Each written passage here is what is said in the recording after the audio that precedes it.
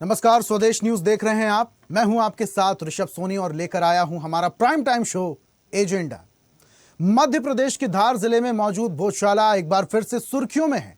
दरअसल 23 जनवरी 2026 को बसंत पंचमी और जुमा एक ही दिन पड़ रहा है। हिंदू संगठनों की मांग है कि इस दिन पूरे समय सरस्वती पूजा की अनुमति दी जाए।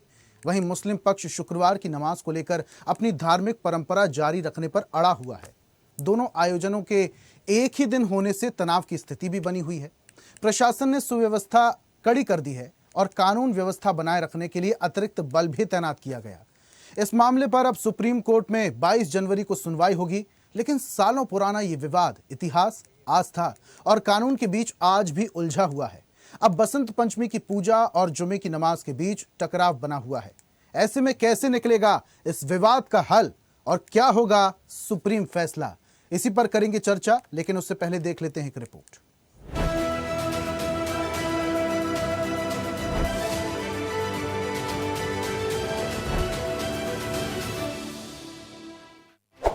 धार की भोजशाला में बसंत पंचमी के दिन पूजा और जुमे की नमाज पर टकराव जारी है। नमाज पर रोक लगाने की मांग को लेकर सुप्रीम कोर्ट में गुरुवार को सुनवाई होगी। हिंदू पक्ष ने मांग की है कि शुक्रवार होने के बावजूद उस दिन केवल सरस्वती पूजा की अनुमति दी जाए। मध्य प्रदेश में राजा भोज की प्रसिद्ध राजधानी रही धार स्थित भोजशाला विवाद पर हिंदू पक्ष के वकील विष्णु शंकर जैन ने बसंत पंचमी पूजा को लेकर सुप्रीम कोर्ट से जल्द सुनवाई की गुहार लगाई। अर्जी में कहा गया है कि भोजशाला परिसर में मां वाग्देवी यानी सरस्वती का मंदिर है, जो 11वीं सदी में परमार राजा ने बनवाया था। यहाँ पर हिंदू पूजा करते थे, लेकिन 7 अप्रैल 2003 में एएसआई ने एक आदेश जारी किया था। इसके तहत हिंदुओं को हर मंगलवार और बसंत पंचमी को पूजा की इजाजत दी गई है, जबकि हर शुक्रवार को दोपहर 1 से 3 बजे तक नमाज अदा करने की इजाजत दी गई थी। अर्जी में कहा गया है कि एएसआई का आदेश ऐसे हालात पर मौन है कि अगर बसंत पंचमी शुक्रवार को हो तो क्या होगा। अब हिंदू पक्ष का कहना है कि ऐसे हालात में पूजा को प्राथमिकता दी जानी चाहिए और कानून व्यवस्था बनाए रखने के लिए कड़े सुरक्षा इंतजाम किए जाएं। इसी आधार पर सुप्रीम कोर्ट से एएसआई सर्वे और स्पष्ट निर्देश जारी करने की मांग की गई है। इस वर्ष 23 जनवरी को बसंत पंचमी शुक्रवार के दिन पड़ रही है। याचिका में कहा गया है कि इसी वजह से विवाद की स्थिति बन रही है। सुप्रीम कोर्ट से पूरे मामले में मांग की गई है कि 23 जनवरी को नमाज पर रोक लगाई जाए। बसंत पंचमी पर केवल हिंदू पूजा की अनुमति दी जाए। भोजशाला परिसर में एएसआई से सर्वे कराया जाए। एएसआई और राज्य सरकार को कड़ी सुरक्षा के निर्देश दिए जाएं। हिंदू पक्ष का कहना है कि एएसआई सर्वे से भोजशाला परिसर की ऐतिहासिक और धार्मिक स्थिति स्पष्ट हो सकेगी। याचिका में कहा गया है कि इससे लंबे समय से चल रहे विवाद का तथ्यात्मक समाधान निकल सकता है। आइए आपको बताते हैं क्या है भोजशाला। भोजशाला धार शहर में मौजूद एक ऐतिहासिक स्थल है, जिसे भारतीय पुरातत्व सर्वेक्षण एएसआई ने संरक्षित स्मारक घोषित किया है। माना जाता है कि 11वीं शताब्दी में परमार राजा भोज के समय ये स्थान शिक्षा और ज्ञान का केंद्र था, जहां देवी सरस्वती की उपासना होती थी। हालांकि मुस्लिम समुदाय इस स्थल को कमाल मौला मस्जिद के रूप में मानता है और लंबे समय से यहाँ नमाज अदा करता आ रहा है। क्या है विवाद की मूल जड़? भोजशाला को लेकर विवाद का मुख्य कारण इसकी धार्मिक पहचान है। हिंदू पक्ष का दावा है कि ये मूल रूप से देवी सरस्वती का मंदिर है। मुस्लिम पक्ष इसे ऐतिहासिक मस्जिद बताते हुए नमाज के अधिकार की बात करता है। एक ही परिसर पर 2 अलग-अलग धार्मिक दावे होने की वजह से ये मामला दशकों से विवादित बना हुआ है। साल 2003 में प्रशासन ने व्यवस्था तय की थी, जिसके तहत मंगलवार को हिंदू पूजा कर सकते हैं और शुक्रवार को मुस्लिम समुदाय नमाज अदा करता है। लेकिन 2024 में इस विवाद ने नया मोड़ ले लिया। 2024 में मध्य प्रदेश हाईकोर्ट ने एएसआई को भोजशाला परिसर का वैज्ञानिक सर्वे करने का आदेश दिया। सर्वे का उद्देश्य स्थल की ऐतिहासिक और वास्तुशिल्पीय वास्तविकता को समझना था। एएसआई की शुरुआती रिपोर्ट में मंदिर से जुड़े अवशेष और मूर्ति कला के संकेत मिलने की बात कही गई। हालांकि आखिरी फैसला अभी अदालत के अधीन है। सुप्रीम कोर्ट ने भी सर्वे पर रोक लगाने से इनकार करते हुए साफ किया कि सर्वे रिपोर्ट के आधार पर जल्दबाजी में फैसला नहीं लिया जाएगा। इस पूरे मामले में दोनों पक्षों के अपने अपने तर्क हैं।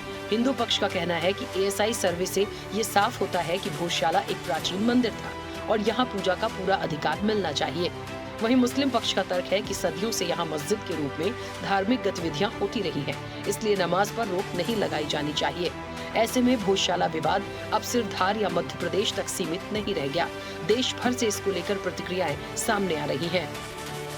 ये हिंदुओं का अधिकार है, इसमें किसी की कोई दखल अंदाजी नहीं होना चाहिए। पुरातन काल से विश्व की एकमात्र संस्कृत अकादमी धार के राजा भोज ने भोजशाला के अंदर की। कांग्रेस के तुष्टीकरण के कारण इसको कहीं न कहीं दबा दिया गया है और इतिहास को जो मनगढ़ंत तरीके से लिखा गया है उसका यह सब दुष्परिणाम है। के वर्षों से माँ वाक्य देवी का जो मूर्ति इंग्लैंड के पड़ी हुई है वो यहाँ पे आए और हिंदू धर्म की भावना करते हुए शासन पूर्ण रूप से आज पूजा करने की परमिशन दे। हमारी सनातन धर्म की भावनाओं करते ही हम राजन से और से हमारी कामना है। हमने माननीय सुप्रीम कोर्ट में ये याचिका लगाई है कि भोजशाला का माँ वाग देवी का माँ सरस्वती का जो परिसर है धार स्थित मध्य प्रदेश में, उसमें इस महीने की 23 तारीख को वसंत पंचमी का त्यौहार है और हिंदू समाज के लोग बहुत ही सदियों से वहाँ पे वसंत पंचमी का त्यौहार बड़े भव्य और दिव्य रूप से मनाते हैं। और जो आर्कियोलॉजिकल सर्वे ऑफ इंडिया द्वारा पारित आदेश है 7 अप्रैल 2003 का, उसमें ये अंकित है कि मुस्लिम समाज के लोग वहाँ पे फ्राइडे को नमाज पढ़ेंगे 1 से 3 के बीच में। और इस बार बसंत पंचमी फ्राइडे के दिन पड़ रही है, जिससे वहाँ पे कम्युनल टेंशन उत्पन्न होने की सिचुएशन है। और इसलिए हमने सुप्रीम कोर्ट के सामने ये अर्जी लगाई है कि फ्राइडे के दिन, जिस दिन बसंत पंचमी पड़ रही है 23 जनवरी को, हिंदू समाज के लोगों को एक्सक्लूसिव राइट दिया जाए वहाँ पे पूजा पाठ करने का। और अभी जो बसंत पंचमी का उत्सव आ रहा है तो उसमें भी हमें ज्यादा से ज्यादा संख्या में सम्मिलित होना चाहिए, क्योंकि ये हमारा धार्मिक त्योहार है जो कि सालों से चला आ रहा है। ये यहाँ भोजशाला के लिए मुक्ति के आह्वान के लिए आया हूँ और शुक्रवार को 23 तारीख को अखंड पूजा और हवन दोनों होना चाहिए और उसके लिए हम सभी एकत्रित हुए हैं। यहाँ पर चंद दिनों से देखा जा रहा है चंद शरपसंद संगठन के लोग इस तरीके से उत्पात मचाते हैं और ख़ास तौर पर मुसलमानों के इबादत गाहों को निशाना बनाते हैं और पूजा पाठ से रोकने की कोशिश करते हैं। ये दरअसल समाज को नुकसान पहुंचाने वाली बात है, देश को कमज़ोर करने वाली बात है। कुल मिलाकर अब देश भर की नजरें सुप्रीम फैसले पर टिकी है। इसे देश के बाकी मंदिर मस्जिद विवादों की तरह देखा जा रहा है, जहां इतिहास और आस्था के प्रश्न अदालतों में तय हो रहे हैं। ऐसे में बसंत पंचमी को लेकर सुप्रीम कोर्ट की सुनवाई का सबको इंतजार है। चैनल हेड आरपी श्रीवास्तव के साथ एग्जीक्यूटिव एडिटर राखी वर्मा की रिपोर्ट।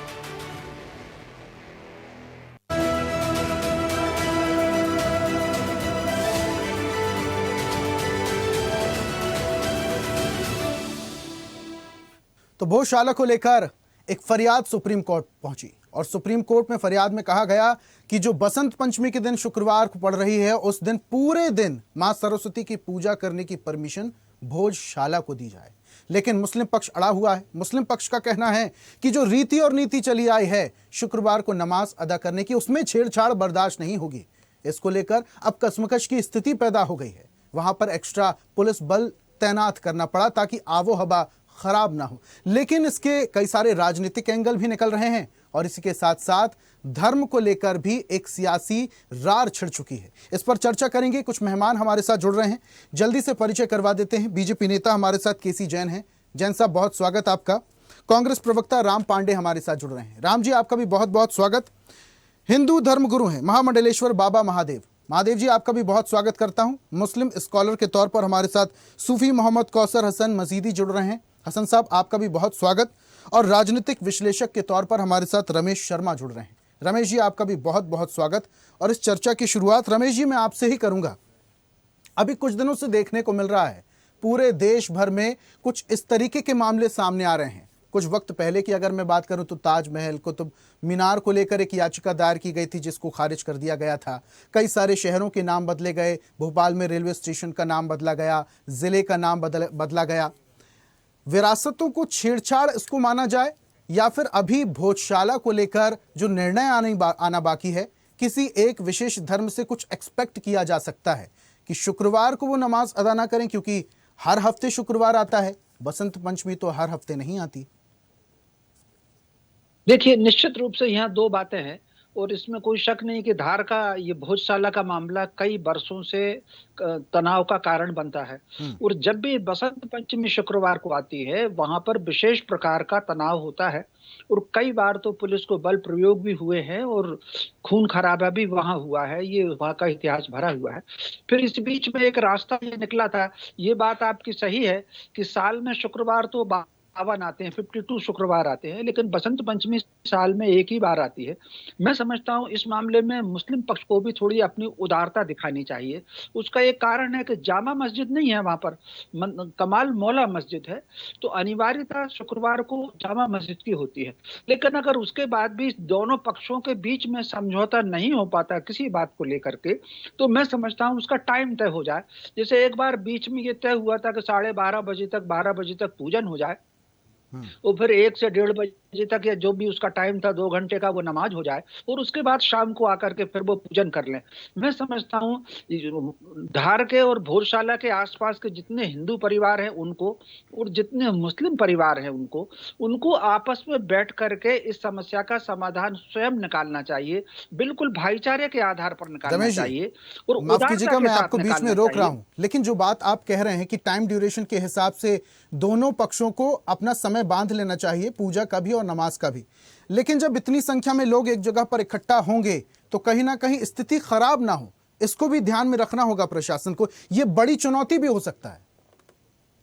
देखिए, प्रशासन के सामने तो जब भी शुक्रवार को बसंत पंचमी आई है, प्रशासन के सामने हमेशा चुनौती आई है। कई बार तो वहां पर लाठियां चली हैं, लोग गिरफ्तार हुए हैं, पकड़ पकड़ के लोगों को बाहर किया है। तो वहां हमेशा तनाव की स्थिति, हमेशा जब भी बसंत पंचमी शुक्रवार को आती है उसकी तनाव की स्थिति बनती है। तो मैं समझता हूं ये तनाव से, ये जिद से कोई काम नहीं होगा। ये काम उदारता के साथ होना चाहिए, बड़प्पन के साथ होना चाहिए और दोनों पक्ष अपना अपना बड़प्पन दिखाएं। मैं समझता हूं तभी वहां पर एक शांति की स्थापना होगी और सद्भाव की स्थापना होगी। दोनों पक्षों को समझदारी के साथ आगे बढ़ना होगा। ऐसा नहीं है कि सॉल्यूशन नहीं निकल सकता है, लेकिन बैठकर बातचीत से हर बड़ी से बड़ी समस्या का सॉल्यूशन निकल सकता है। ठीक है रमेश जी, आऊंगा वापस से आपके पास।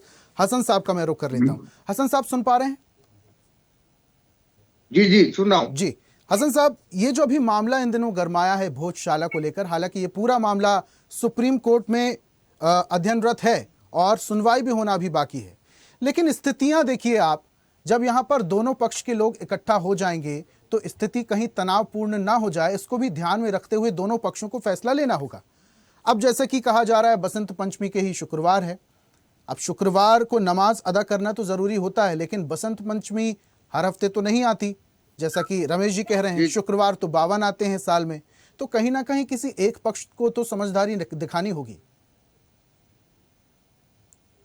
देखिए, बहुत बहुत शुक्रिया आपका इस गंभीर चर्चा में मुझे शामिल करने के लिए। और मैं इस पर अपने विचार देने से पहले अपने सभी साथी पैनलिस्टों का अभिवादन करता हूं और आपका पुनः आभार व्यक्त करता हूं कि ये गंभीर विषय है जिस पर आपने हमारे विचार रखने के लिए आमंत्रित किया।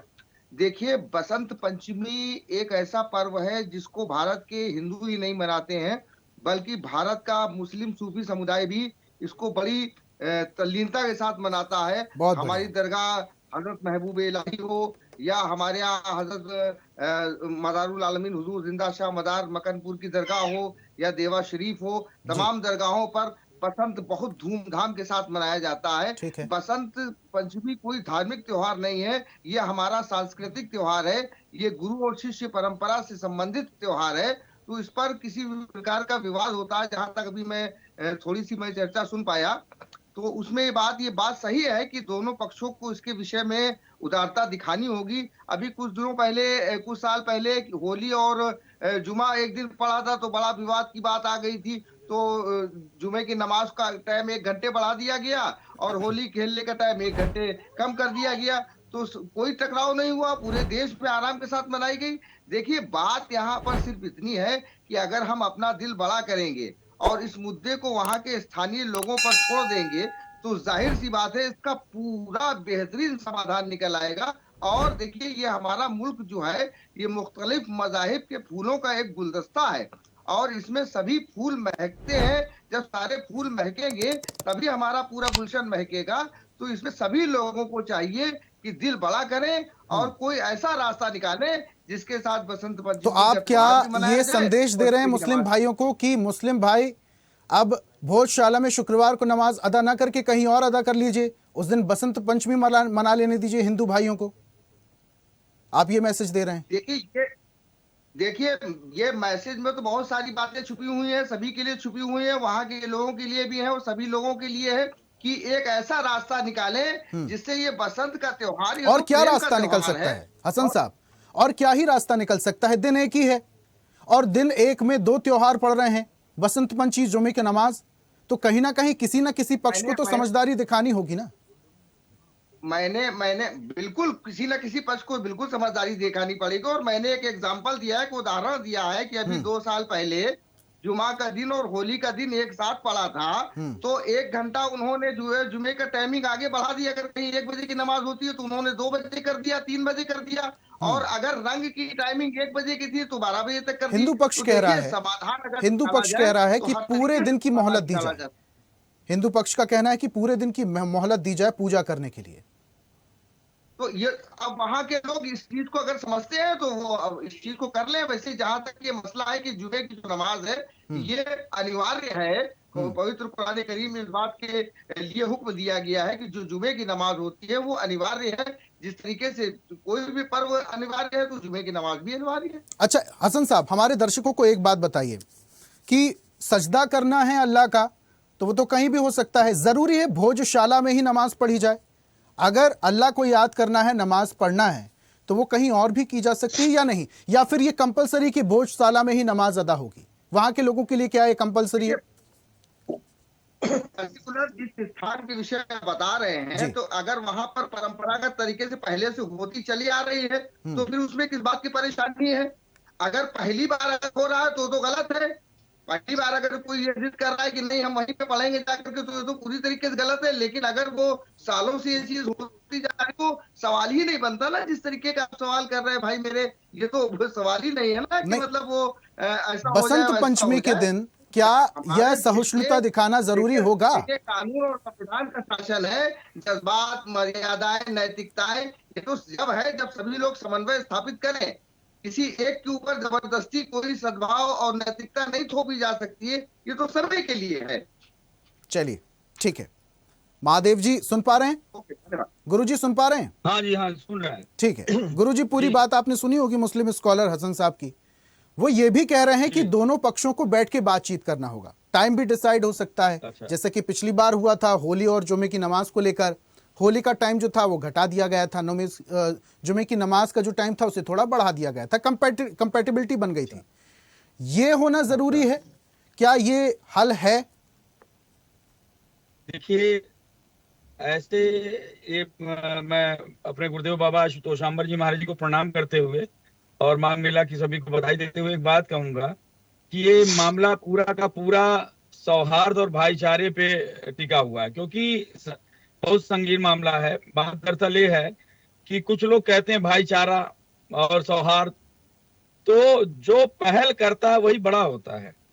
भोजशाला पहले सरस्वती माता का मंदिर रहा, लेकिन कोर्ट डिसाइड करेगा आगे चल के। नमाज एक ऐसा चीज है कि वो कहीं भी पढ़ी जा सकती है, उसके लिए कोई मस्जिद या कोई जगह स्थित नहीं है। कहीं भी अल्लाह की इबादत कर दें तो वो according to Quran, according to Mohammad Sahab, वो स्वीकार होती है। कहीं भी अगर पढ़ लें और इबादत कर लें तो स्वीकार होगी, जहां तक मैं जानता हूँ। तो अगर एक बहुत बड़ा दिल कर लें और थोड़ा सा ये पूजा करने का मौका दे दें तो इससे कहते हैं कि एक बड़प्पन हो जाएगा, बहुत बड़ी बात हो जाएगी। और नहीं तो दोनों पक्षों को मैं कहता हूँ कि फिर सौहार्द की बातें की करने का कोई बेमानी है तो फिर तो कोई फायदा ही नहीं है। अगर सचमुच सौहार्द वाली बात है, एक व्यक्ति का बसंत पंचमी है वो दिन नहीं टल सकता तो उसको कर लेने दें। बाकी तो हमेशा, और अगर नियम कानून के वगैरह नहीं हमारा तो हक है तो उसमें तो कोई बात है, जिद तो कोई बात ही नहीं, जिद से तो कोई समस्या हल नहीं हो सकता। हाँ यही हो सकता है कि चलो भाई आप लोग कर लीजिए, हम नमाज थोड़ा अलग जगह कर लें। जैसे अभी बता रहे थे कि होली में ये हुआ, थोड़ा सा उसमें थोड़ा ये कर सकते हैं, बाकी नमाज तो कहीं भी अल्लाह ताला की इबादत कर सकते हैं। तो इसको सौहार्द और प्रेम से मतलब करना चाहिए। हसन साहब नियम की बात कर रहे थे। अगर प्रेम पे नहीं है तो फिर उसके लिए कोई रास्ते तो है नहीं। हसन साहब नियम की बात कर रहे थे कि अगर नियम है वहां पर नमाज अदा करने का तो नियम ही है। ऐसा कोई नियम नहीं है। एक बात और बता दूं, पहले वो बहुत साल था, सरस्वती मंदिर था और इतिहास के अनुसार वहां पे मुगल शासक आए, वहां पे तोड़ फोड़ किया और सारी चीजें हुई। तो कहने का तात्पर्य नियम, ऐसा कोई नियम नहीं है इस्लाम में। नमाज कहीं भी पढ़ी जा सकती है, ट्रेन में पढ़ी जा सकती है, रोड पे पढ़ी जा सकती है, हवाई जहाज में पढ़ी जा सकती है। वो अल्लाह ताला की इबादत से मतलब है कि कहीं भी बैठ के थोड़ी देर भगवान को याद किया और इबादत कर लिया। लेकिन अगर जिद की बात है तो फिर तो उसका तो कोई हल है ही नहीं। तो लेकिन मेरा उन लोगों से प्रश्न है कि अगर ये कुछ यही है तो फिर भाईचारा क्या है, फिर सौहार्द क्या है, फिर प्रेम क्या है? और एक बात और, अगर हम हमेशा ये चाहेंगे सामने वाला पक्ष हमेशा करे तो कभी नहीं होगा। किसी एक पक्ष को तो आगे बढ़ना होगा और नहीं तो फिर मुझे लगता है कि फिर ये भाईचारा विचारा सब बातें झूठी है, बेईमानी है, बेकार की बातें हैं। और जब थोड़े से आप का एडजस्ट नहीं कर सकते तो फिर वही बात है, फिर तो सर फुटबॉल वाली बात है, सारे देश में वही लड़ाई चल रही है। करते रहे फिर हम बड़ा फिर सारी दुनिया बड़ी। तो एक पक्ष के आगे आने से कुछ नहीं होगा, दोनों पक्षों को दो कदम आगे बढ़ाना होगा, तभी सौहार्द सुनिश्चित होगा। ठीक है गुरुजी, मैं आऊंगा आपके पास वापस से। राम जी भी हमारे साथ जुड़े हुए हैं, बड़ी गंभीरता से चर्चा को सुन भी रहे थे। राम साहब, ये जो भोजशाला को लेकर स्थितियां बन रही हैं, इसको लेकर क्या कहेंगे सबसे पहले, उसके बाद में अगला सवाल लूंगा। सर आपका माइक म्यूट है, उसे अनम्यूट कीजिए प्लीज। जी सर, मैं तो ये कहूंगा ये बहुत खुशी का अवसर है कि शुक्रवार है उस दिन और उसी दिन बसंत पंचमी है, तो इससे बड़ा एक कॉम्बिनेशन क्या होगा। और मैं तो चाहूंगा कि दोनों पक्ष वहां पहुंचे, एक दूसरे से गले मिलें, नमाज भी करें, पूजा भी करें, एक दूसरे को गीता और कुरान गिफ्ट करें, गले मिलें, और जो लोग राजनीति कर रहे हैं उनको संदेश दें कि हम लोग तो भाईचारा चाहते हैं, तो दोनों साथ कर सकते हैं। और यदि एक पक्ष दूसरे को मौका देता है, त्याग करता है, तो जो त्याग करेगा उसका नाम इतिहास में लिखा जाएगा। जो भी पक्ष त्याग करेगा कि ठीक है भैया आप नमाज कर लीजिए या आप पूजा कर लीजिए, तो ये तो बहुत खुशी की बात है कि दोनों पक्ष मिले। और मैं समझता हूँ दोनों पक्ष मिलेंगे, दोनों साथ में करेंगे, लेकिन जो नेता लोग हैं, जो राजनीति है, वो उनको एक नहीं होने दे रही है। अब देखिए इंदौर धार एक ही बात है, इंदौर में 24 लोगों की पानी पीने से मृत्यु हो गई, 70% जहरीला पानी मिल रहा है। तो हिंदू और मुसलमान लोग दोनों पहले उस बात की करें कि भाई हम लोगों को एक सरकार के द्वारा जहरीला पानी दिया जा रहा है, 24 लोगों की मृत्यु हो चुकी है, और उन 24 लोगों के घर पहुंचे जो लोग पूजा के लिए जिद कर रहे हैं। और एक बात और कह दो कि जहां विवाद होगा, जहां तनाव होगा, वहां ना तो पूजा में मन लगेगा, ना नमाज में मन लगेगा। ना इनको पूजा करनी है, ना नमाज करनी है। जिद है कि नहीं हम पूजा करेंगे, हम नमाज करेंगे। तो ये जिद की लड़ाई है, आस्था, पूजा और नमाज की कोई लड़ाई नहीं है। और इसमें जो भी है नेतागण इसमें हवा दे रहे हैं, चाहे दोनों पक्षों के हों या राजनीतिक हों। और जहां तक आपने ये वो दिग्विजय सिंह जी का नाम लिया, तो उन्होंने तो पुरातत्व विभाग की बात कही है कि जो पुरातत्व विभाग का नियम है उस नियम को उन्होंने पढ़कर बता दिया है। अब पुरातत्व विभाग तो डबल इंजन की सरकार के अंतर्गत आता है, डबल इंजन की सरकार को उस नियम को मानना है या नहीं मानना है। लेकिन मैं आज भी कह रहा हूँ कि सरकार चाहेगी, पक्ष चाहेगा, विपक्ष चाहेगा, दोनों लोगों को मिलाकर बैठाकर बोलेगा कि आप दोनों कीजिए, दोनों गले मिलिए। और एक बहुत अच्छा ये अवसर है। राम जी, और एक एग्जाम्पल मैं आपको सर बड़ा दे रहा हूँ, बड़ा नियम वाले सवाल पर गुरुजी कुछ कह रहे थे। नियम वाले सवाल पर उन्होंने कहा कि ऐसा कुछ नियम नहीं है, नमाज तो कहीं भी पढ़ी जा सकती है, बसंत पंचमी साल में एक बार आती है। मैं कह रहा हूँ जो भी त्याग करेगा बड़ा होगा। देखिए बसंत पंचमी को ग्वालियर में हम लोग 51 कन्याओं की शादी करा रहे हैं। हमारे विधायक हैं डॉक्टर सतीश सिकरवार जी, वो उसका नेतृत्व कर रहे हैं। 51 शादियों में बसंत पंचमी को है, 4 मुस्लिम लड़कियां हैं, 47 उसमें हिंदू लड़कियां हैं। और आज मैं अभी उसके गेट पर ही बैठा हुआ है। आज मेहंदी और हल्दी का प्रोग्राम था, हिंदू मुस्लिम लड़कियों ने दोनों ने एंजॉय किया। हमने वृंदावन से राधा कृष्ण की रासलीला कराई। रासलीला में हिंदू मुस्लिम दोनों ने रासलीला देखी, दोनों ने नृत्य किया, किसी को कोई ऑब्जेक्शन नहीं है। मैं यही कह रहा हूँ, हिंदू और मुस्लिम लड़ना नहीं चाहते हैं, वो एक रहना चाहते हैं। हम लोग अभी चल रही है बसंत पंचमी को शादी है, मतलब निकाह और विवाह दोनों बसंत पंचमी को होगा, किसी को कोई ऑब्जेक्शन नहीं है। तो भोजशाला में जो लड़ाने का काम वो जानबूझकर सरकार के द्वारा किया जा रहा है, ये कोई विवाद ही नहीं है। सरकार के द्वारा कैसे शांति राम चाहते जी? हैं। सरकार के द्वारा कैसे? क्योंकि बसंत पंचमी और जुमे की नमाज, जुमा एक दिन पड़ रहा है, सरकार ने थोड़ी कैलेंडर छापा है। कोई नहीं लड़ना। देखिए, जो पूजा करना चाहता है वो लड़ना नहीं चाहता है। ये आप भी समझते हैं राम जी। राम जी, ये मैं बहुत निवेदन के साथ में आपसे कह रहा हूं, ये आप भी बहुत अच्छे से समझते हैं। अगर ऐसी स्थिति में दो धर्म के लोग एक जगह पर आपस में इकट्ठा होते हैं तो ये बहुत कम चांसेस है कि वहां पर विवाद ना हो, और विवाद अगर उपजेगा तो बहुत लंबा जाएगा, क्योंकि इस तरीके के विवाद बहुत लंबे होते हैं। वो नहीं लड़ना चाह रहे हैं, उन दोनों पक्षों को लड़ाया जा रहा है। कौन लड़ाना चाहता है? राम जी, मैं समझना चाह रहा हूँ, कौन लड़ाते हैं? उनको लड़ाने का काम, जिनको राजनीतिक फायदा होता है वो लोग लड़ाने का काम कर रहे हैं। देखिए, मैं कह रहा हूँ बार बार, हम में से कोई भी पूजा पाठ करेगा, कोई भी नमाज पढ़ेगा, वो लड़ना ही नहीं चाहेगा। वही पूजा पाठ करने वाला, नमाज पढ़ने वाला, वो लड़ाई में विश्वास ही नहीं करता, वो विवाद में विश्वास ही नहीं करता, वो तनाव में विश्वास ही नहीं करता। अभी गुरुजी ने भी वही बात कही कि भाई सौहार्द और भाईचारे का क्या मतलब है। गुरुजी से निवेदन करूंगा कि वो कार को ड्राइव कर रहे हैं तो शायद कार को एक जगह खड़ा कर लेंगे तो ज्यादा ठीक रहेगा। मैं खड़ा कर लेता हूँ, हाँ, क्योंकि आप ड्राइविंग भी कर रहे हैं और बोल भी रहे हैं, तो मेरे हिसाब से वो ठीक नहीं है। तो एक हमें ये बहुत अच्छा अवसर है राम जी कि हम हिंदू मुस्लिम एकता, ये बहुत अच्छी बात हिंदू मुस्लिम एकता का देश में संदेश दे सकते हैं हम 23 तारीख को। ये आपने बहुत अच्छी बात कही। थोड़ी देर पहले भी आप कुछ कह रहे थे कि ये तो और अच्छी बात है, बसंत पंचमी, जुमे की नमाज, दोनों गुट के लोग, दोनों पक्ष के लोग एक साथ पूजा भी करें, नमाज भी अदा करें, भाईचारा का संदेश दें, एक दूसरे को कुरान गिफ्ट करें, गीता गिफ्ट करें। ये बहुत अच्छी आपने बात करी।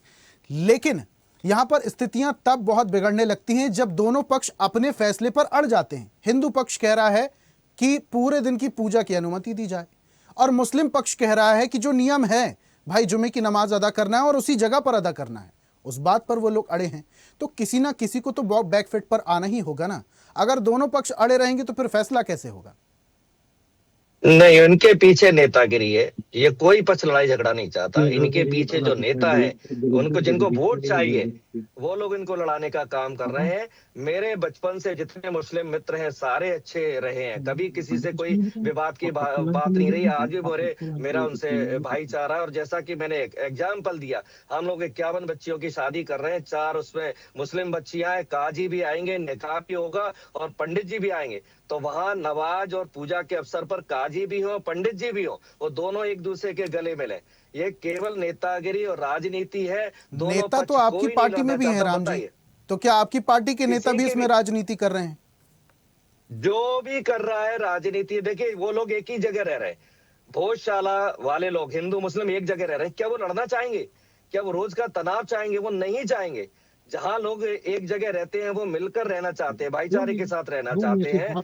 उनको केवल राजनीति के लिए लड़ाया जा रहा है, वो बिल्कुल लड़ने के इच्छुक नहीं है। इशारा आपका बीजेपी की तरफ है जी, मतलब जो आपके दर्शक है वो बहुत समझदार है। मैं कह रहा हूँ इसके पीछे नेतागिरी है। राम जी, स्पष्ट कर दीजिए ना, पर अड़े स्पष्ट कर दीजिए जी। अभी आप सरकार का नाम भी ले रहे थे कि सरकार लड़ाती है, सरकार दोषी है। अब देख, मैं स्पष्ट कर रहा हूँ ना। अब देखिए, कल परसों 2-3 दिन से एक मामला चल रहा है, शंकराचार्य जी का अपमान हुआ, 250 साधुओं की पिटाई की गई प्रयागराज में, बाल पकड़कर खींचे गए, 80 साल के साधु को जूतों से पीटा गया। अब ये लोग कौन कर रहे हैं? किसकी सरकार है? वही प्रयागराज की बात कर रहा हूँ, इलाहाबाद की बात कर रहा हूँ। शंकराचार्य से उनके शंकराचार्य होने का प्रमाण पत्र मांगा जा रहा है, शंकराचार्य से हिंदू होने का प्रमाण पत्र मांगा जा रहा है। तो ये कौन नेतागिरी कर रहा है? कौन राजनेता है जो शंकराचार्य से हिंदू होने का प्रमाण पत्र मांग रहे हैं, शंकराचार्य से शंकराचार्य होने का प्रमाण पत्र मांग रहे हैं, शंकराचार्य को गंगा पर नहाने नहीं दिया? अब राम भद्राचार्य जी तो कह रहे हैं कि जो हुआ अभिमुक्तेश्वरानंद जी के साथ, उन्होंने अन्याय किया, उनके साथ अन्याय नहीं किया। वो तो जगत गुरु है। जी, मैं वही तो कह रहा हूँ। आज जगत गुरु के साथ में न विश्व हिंदू परिषद खड़ी है, मतलब शंकराचार्य जी के साथ ना आरएसएस खड़ी है, शंकराचार्य जी का विरोध बजरंग दल कर रही है, शंकराचार्य जी के साथ कौन कर रहा है? जो शंकराचार्य जी का अपमान कर रहा है वही लोग इस भोजशाला में राजनीति कर रहे हैं। जो शंकराचार्य के साथ जो साधुओं को जिन लोगों ने पीटा है वही लोग भोजशाला में राजनीति कर रहे हैं। ठीक है जैन साहब, सिर्फ राजनीति हो रही है और दबे स्वर में राम जी कह रहे थे कि इसके पीछे बीजेपी का हाथ हो सकता है, सरकार का तो है ही। और यहाँ पर जो स्थितियां बन रही हैं साफ तौर पर राजनीति, वहां के लोग लड़ना नहीं चाहते, वहां के लोग साथ में बसंत पंचमी भी मनाना चाहते हैं, वहां के लोग साथ में जुमे की नमाज भी अदा करना चाहते हैं, लेकिन उन्हें करने नहीं दिया जा रहा क्योंकि राजनीति हो रही है, राजनीति नेता कर रहे हैं। जी सोनी जी, थोड़ा सा हमें समय दीजिएगा। जी देखिए, डॉक्टर राम पांडे जी ने इशारों में नहीं कहा, स्पष्ट रूप से कहा। किसको दोषी बताया? सरकार को दोषी, और सिर्फ वर्तमान सरकार को दोषी बताया। जब पाल घर में, और उन्होंने बहुत सारी कहानी बता दी, यहाँ पे ये हो रहा है, यहाँ पे ये हो रहा है, यहाँ पे ये हो रहा है, इस संत के साथ ये हो गया, उस संत के साथ ये हो गया। बड़ी भाई बहुत अंदर से आत्मा जागृत हो गई कांग्रेस पार्टी की, बड़ी चिंता हो रही भाई हिंदू धर्म के धर्मगुरुओं की। जब पाल घर में 2 संतों की पीट पीट करके हत्या कर दी गई, कांग्रेस की सरकार थी महाराष्ट्र में उस समय पर, उसकी कोई चर्चा नहीं की। और जिस समय राम भक्तों पे गोलियां चली, राम भक्त, और आज भव्य राम मंदिर बनके खड़ा है, उसकी भी कोई चर्चा नहीं की। चर्चा किसकी हो रही? शंकराचार्य से कोई सवाल नहीं। लेकिन ये बात भोजशाला से शंकराचार्य तक लेकर के जाती कांग्रेस पार्टी, लेकिन न तो भगवान राम मंदिर की बात करती है, न गोली चलवाने वालों की बात करती है, न पाल घर में हत्याओं की बात करती है साधु संतों की। और जिसको ये बड़ा सहिष्णु बता रहे हैं, मतलब कांग्रेस पार्टी का इतना तुष्टीकरण रहा है कि वो सारी चीजों को खारिज कर देते। पूरे विश्व में आज आतंकवाद किसने फैला रखा है? किन लोगों के ऊपर कमांड की जा रही है? किनको प्रश्नात्मक दृष्टि से देखा जाता है? और उत्तर प्रदेश में ही झुमूर बाबा जैसे लोग किस संप्रदाय के हैं जो लव जिहाद फैलाते हैं, और जो बेटियां लव जिहाद में शामिल नहीं होती उनकी हत्या कर दी जाती है। 200 से ज्यादा बेटियों को धर्म परिवर्तन कराया गया दबाव बना करके। जो गल्फ कंट्री में बेटियों को भेजते हैं उस पर एक जबान नहीं खुली, वो सहिष्णुता इनको दिखाई देती है। जैन साहब, अच्छी बात है भाई जैन साहब, ठीक है आप बोल रहे हैं जो बातें, लेकिन किसी भी अपराध का धर्म थोड़ी होता है।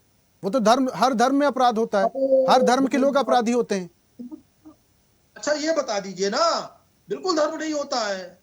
झिंगुर बाबा जैसे लोग जो बेटियों का धर्म परिवर्तन कराते हैं, जबरन गल्फ कंट्रीज में भेजते हैं, आप एक ऐसे हिंदू संत का नाम बताइए जिसने मुस्लिम बेटियों का धर्म परिवर्तन कराया हो और किसी दूसरे देश में भेजा हो उनको जबरन। एक का नाम बताइए। देखिए, धर्म परिवर्तन की बात करेंगे तो वो बात अलग है, लेकिन ऐसे बहुत सारे बाबा हुए जिन पर बलात्कार के केस चल रहे हैं। मैं उन चीजों में नहीं जाना चाहता जैन साहब, देखिए मैं उन चीजों में बिल्कुल भी नहीं जाना चाहता। और बाबा और संतों की बात हम आज कर ही नहीं रहे हैं, हम आज भोजशाला की बात कर रहे हैं। भोजशाला में किसी एक पक्ष को तो समझदारी दिखानी होगी। जैन साहब, हमने आपसे क्यों समय मांगा, हम वही बात करें। ये बात भोजशाला से शंकराचार्य पे क्यों आ गई?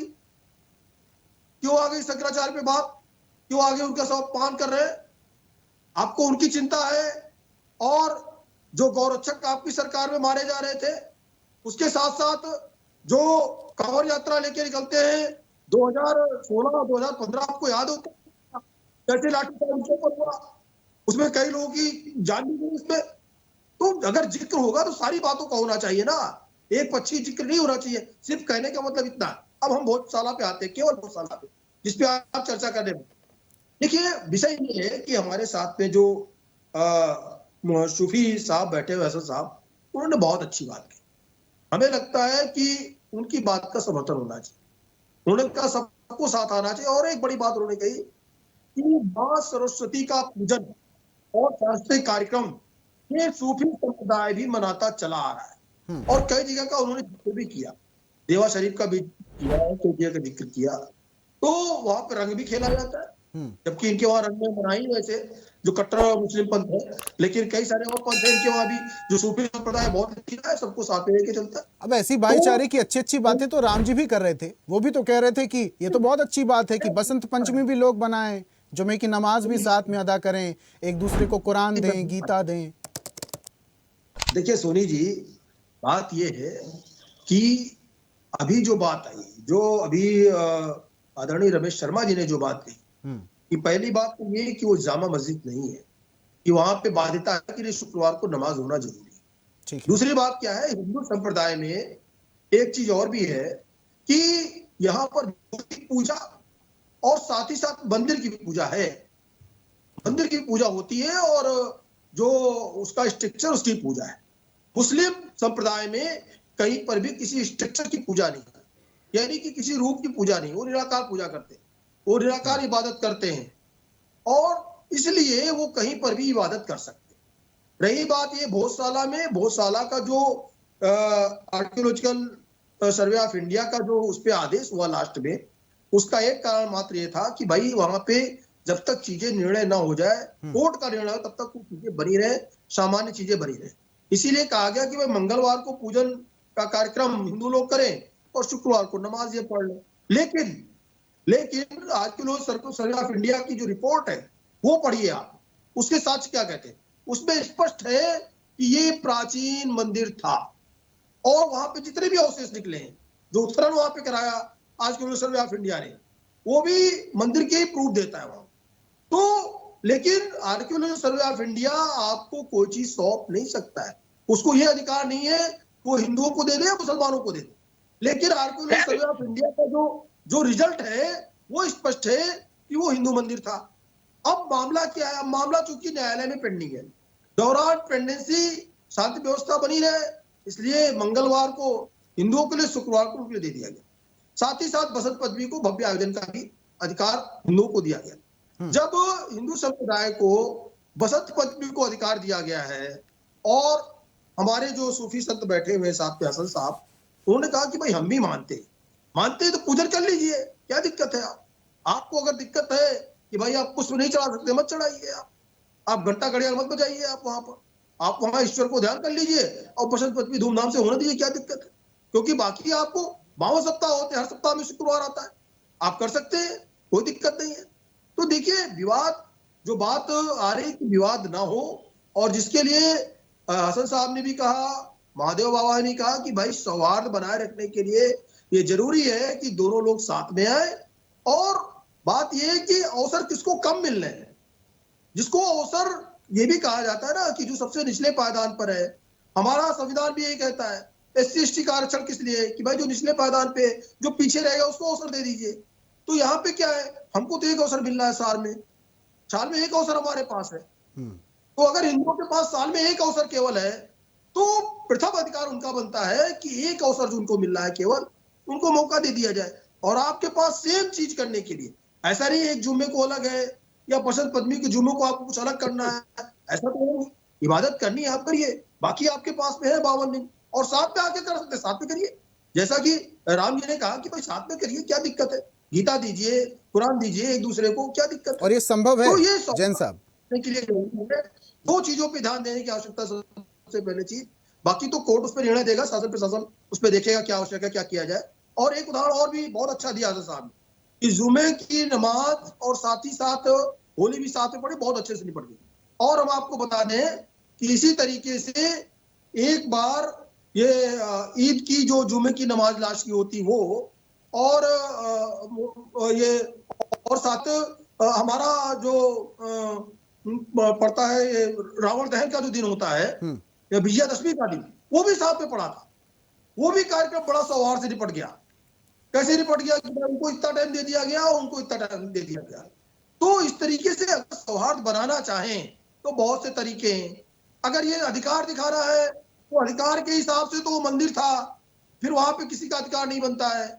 आर्कियोलॉजिकल सर्वे ऑफ इंडिया ने भी कहा कि भाई वो पूरा की पूरा मंदिर था, स्ट्रक्चर देख लीजिए, पूरा उसका विजुअल पढ़ लीजिए, उसके मेन जो पढ़ने का जो जैन साहब देखिए, जब आप इतिहास के पन्नों को अगर पलटाएंगे तो बहुत सारी बातें निकलेंगी। फिर प्लेसेस ऑफ वर्शिप एक्ट भी बाहर निकलेगा, और उसके बाद जो मूर्ति अंग्रेज लंदन ले गए थे उसको वापस लाने की भी बात चली थी। अब तो आपकी डबल इंजन की सरकार है मध्य प्रदेश में, केंद्र में आपकी सरकार है, प्रधानमंत्री मोदी को वैश्विक नेता कहा जाता है। तो फिर तो प्रयास इस बात का होना चाहिए कि लंदन म्यूजियम से जितनी जल्दी हो सके मां सरस्वती की मूर्ति वापस लाई जाए और भोजशाला में स्थापित की जाए। जी, ये केवल आपकी कहने की बात नहीं है इनका, इतने बड़े चैनल के एंकर, इतनी जो है प्राइम डिबेट में सिर्फ कहने की बात है, ये मांग तो आजादी की होनी चाहिए।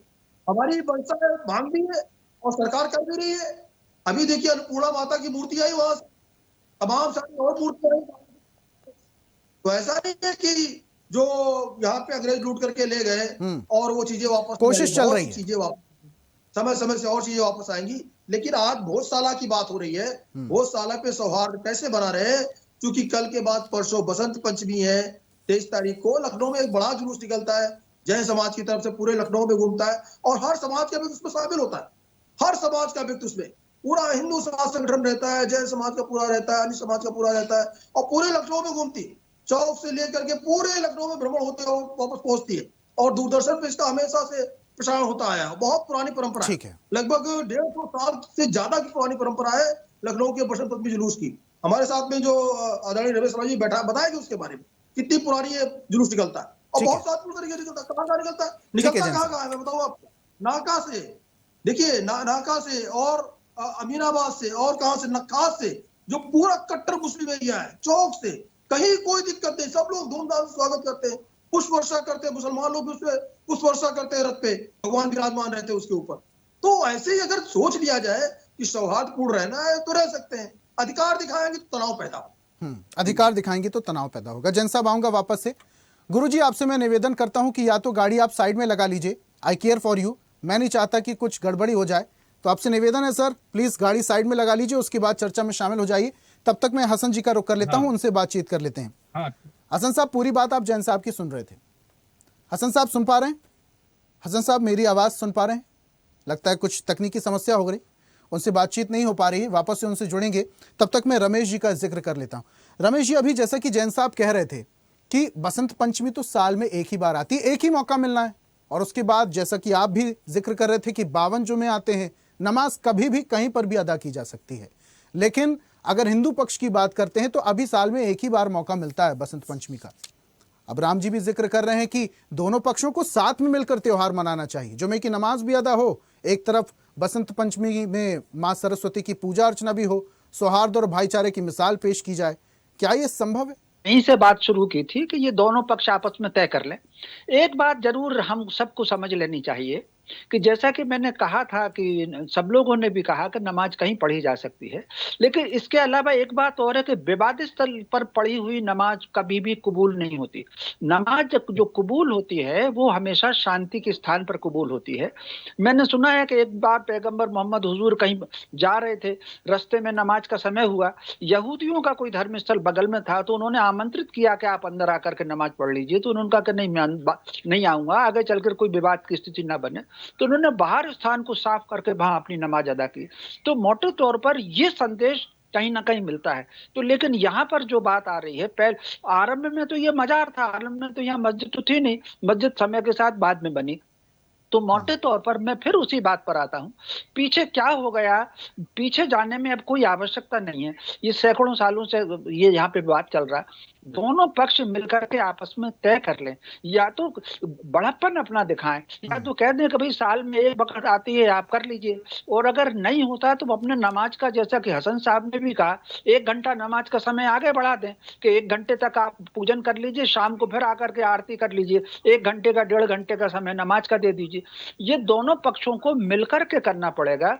अधिकार की बात जो है वो हमेशा संघर्ष पैदा करती है, अधिकार की बात हमेशा अहंकार का उत्पन्न होती है। यहाँ पर बड़प्पन और भाईचारा दिखाने की बहुत आवश्यकता है। जो लोग भोजशाला के आसपास रहते हैं, जो धार में आसपास रहते हैं, वो कोई हिंदू हो या मुसलमान हो, उन सबको उसी मोहल्ले में रहना है। एक ही दुकान से जाकर के उनको किराने का सामान खरीदना है, एक ही सड़क से उनको निकलना है, एक ही हवा में सांस लेना है। एक दिन अगर कुछ तरह की सी बात आ गई तो मैं समझता हूँ इन सारी बातों पर विचार करके एक दूसरे को आगे करके सद्भाव के साथ इसमें निकाल लेना चाहिए।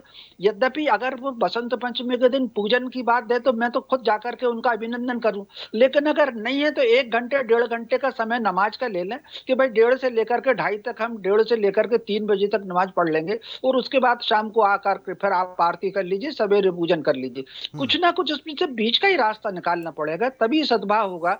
प्रसंग से हट करके कहना चाहता हूँ, इस समय दुनिया की तमाम ताकतें हैं जो भारत की प्रगति को अवरुद्ध करने के लिए सामाजिक तनाव पैदा करना चाहती हैं। जिस तरीके से स्पेस की टेक्नोलॉजी हमारी आई है, डिफेंस की टेक्नोलॉजी हमारी आई है, इकोनॉमिक तरीके से हमने जंप किया है, इसको अगर वो रोक सकते हैं तो भारत में केवल सामाजिक तनाव पैदा करके ही वो रोक सकते हैं। मैं समझता हूं भारत के प्रत्येक व्यक्ति को इस बात को जागरूक रहना होगा। रमेश एक जी, बात इस जरूर मैं सामाजिक राम पांडे तनाव जी के को- पीछे कौन लोग हैं? जैसा कि राम जी भी जिक्र कर रहे, लोग अपनी राजनीतिक रोटियां सेकने के लिए दो समुदाय को, लोगों को आपस में भिड़ाने का काम करते हैं और सिर्फ राजनीति करते हैं, राजनीतिक रोटियां सेकते हैं। ये कौन लोग हैं? क्योंकि राम जी जैसे जिक्र कर रहे हैं कि वहां के लोग झगड़ना नहीं चाहते हैं, वो तो सद्भाव चाहते हैं, वो तो भाईचारा चाहते हैं, सारे त्योहार साथ में मनाते हैं। कुछ लोग हैं जो भिड़ा देते हैं। देखिए, मोटे तौर पर मैं यहाँ पर राजनीति पर नहीं जानना चाहता। कौन व्यक्ति राजनीति कर रहा है ये तो वो लोग जाने, भाजपा वाले जाने और कांग्रेस वाले जाने। अंतरराष्ट्रीय स्तर पर भारत के प्रति साजिश हो रही है। अंतरराष्ट्रीय स्तर पर कुछ कट्टरपंथी हैं, अंतरराष्ट्रीय स्तर पर कुछ वामपंथी हैं, अंतरराष्ट्रीय स्तर पर जो शक्तियां हैं जो भारत को प्रगति को रोकना चाहती हैं, वो कहीं ना कहीं अपने उन्होंने स्लीपर सेल यहाँ पर छोड़ रखे हैं, जिसके कारण वो तनाव उत्पन्न होता है। एक बात का उत्तर जरूर मैं राम पांडे जी को दूंगा।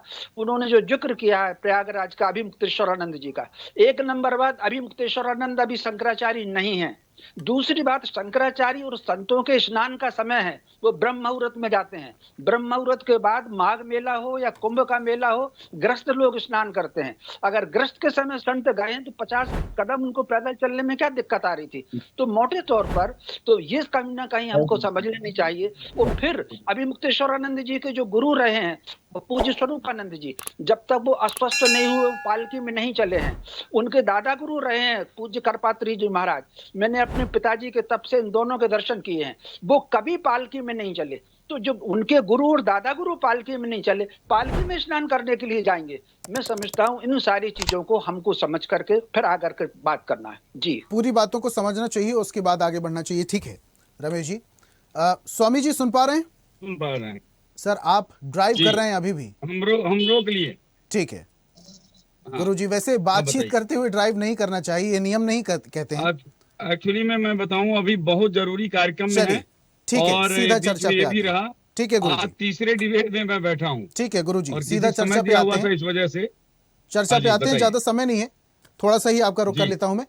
सर देखिए, रमेश जी कह रहे हैं कि दोनों पक्षों को बातचीत करना चाहिए। जैन साहब जिस तरीके से कह रहे हैं कि बसंत पंचमी साल में एक ही बार आती है, जुमे की नमाज आप कभी भी अदा कर सकते हैं, कहीं पर भी अदा कर सकते हैं। एक पक्ष को समझदारी दिखाना चाहिए। वो समझदारी कौन पक्ष दिखाएगा, किससे अपेक्षा है? आप यही समझ रहे हैं कि मुस्लिम पक्ष आगे आए और बोले कि ठीक है, पूरे दिन आप वाग देवी की पूजा अर्चना कीजिए, हम जुमे की नमाज कहीं और अदा कर लेंगे? सबसे बड़ी बात यह है, इसमें हम एक बात कहना चाहते हैं कि इसमें सबसे बड़ी बात यह है कि मुस्लिम पक्ष, हिंदू पक्ष और प्रशासन एक जगह बैठ जाएं, मुख्य लोग, और आपस में भाईचारा से विचार विमर्श कर लें और सब अपना अपना थोड़ा थोड़ा सहयोग कर दें, अपने आप सब कुछ हो जाएगा। लेकिन अगर राजनीतिक इसमें चीजों को करेंगे तो विवाद, तो सारा देश में विवाद चल रहा है, तो इससे विवाद हल नहीं होगा। यह सौहार्द, तुम्हारी शान बढ़ जाती कि रुतबा बढ़ गया होता कि जो तुम्हें गुस्से से कहा वही हंस के कहा होता। तो वही वाली बात है कि इसको प्रेम से निपटाएंगे तो निपटेगा, न अन्यथा तो विवाद तो हर जगह है। तो इसलिए इसको हमें ये बात बहुत अच्छा लगा कि साल भर में अनेकों जुमा होता है, शुक्रवार होता है, लेकिन पूजन का एक दिन आ रहा है, तो कम से कम एक पक्ष को एक दिन को पूजन कर लेने दीजिए। बाकी मामला कोर्ट पे जब जैसा जो होगा उसके अनुसार, तो बड़ा दिल दिखा के ये उनको पूजा भी कर लेने दीजिए। और यही हो सकता है, इससे कोई ये नहीं, बैठ कर ही मामले सुलझेंगे निगोशिएशन से, वार्तालाप से।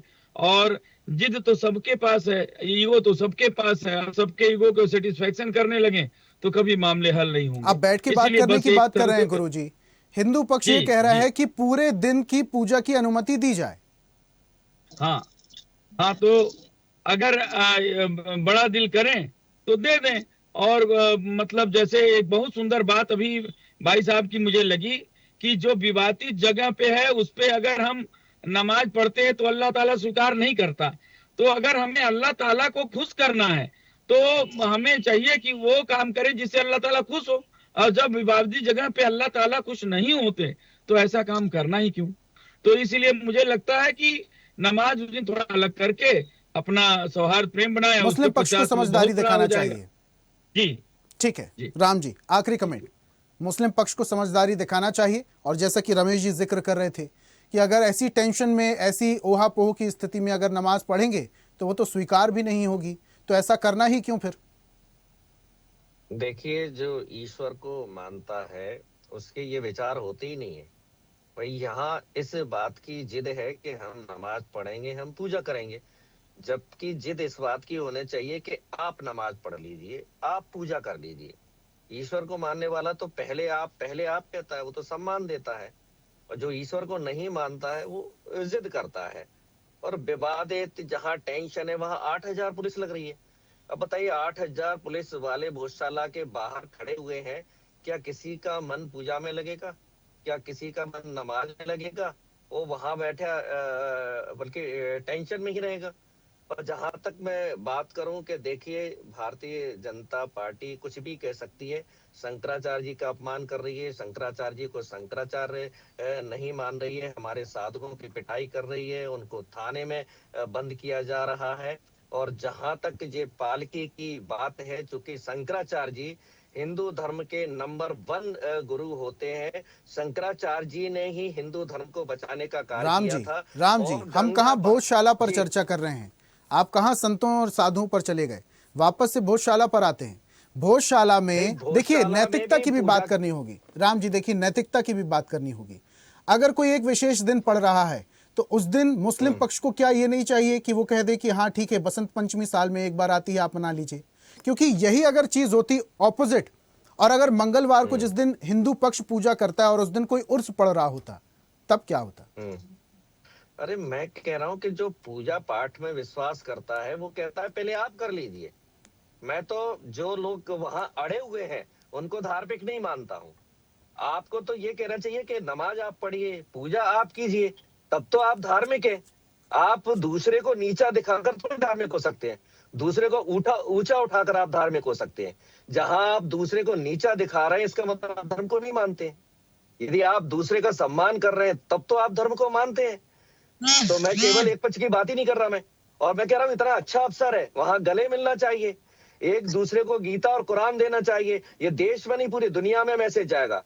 और जो भारत में ये जो भोजशाला वाला विवाद हर शहर में हर जगह चल रहा है, और इसी के कारण हमारा नुकसान हो रहा है, हमारी अर्थव्यवस्था चौपट हो रही है, बेरोजगारी बढ़ रही है। इंदौर जैसी जो 24 लोगों की मृत्यु हो गई, मतलब जो भी अव्यवस्थाएं देश में फैल रही हैं, ये नफरत के कारण फैल रही हैं। मैं कह रहा हूँ भोजशाला में यदि हिंदू और मुसलमान गले मिल लिए तो ये हमारे देश से नफरत मिट जाएगी। एक शुरुआत तो करें। इतना अच्छा अवसर है कि हम भोजशाला से और परसों से कितना अच्छा मौका है कि हम भाईचारे अब ये गले मिलना भी तो देखिए हिंदू और मुस्लिम पक्ष के लोगों को ही तय करना है। इसके पीछे कोई राजनेता तो आगे नहीं आएगा गले मिलाने के लिए।